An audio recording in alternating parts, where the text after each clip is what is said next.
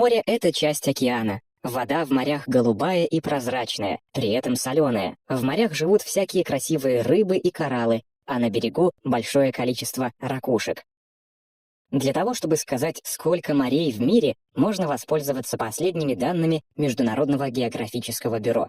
На сегодняшний день их насчитывается 54. С сероводородом связана другая версия происхождения названия Черного моря. В результате химической реакции любой металлический предмет, опущенный на глубину, окрашивается сероводородом в черный цвет.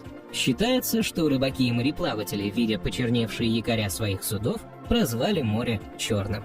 Черное море – одно из самых маленьких морей мира. Также оно является внутренним морем. Это значит, что оно почти со всех сторон окружено сушей и практически не обменивается водами с океаном. Море пополняет свои воды в первую очередь за счет рек, впадающих в него. В Черное и соседнее Азовское море впадает около 300 рек, в том числе такие крупные, как Дон, Дунай и Днепр.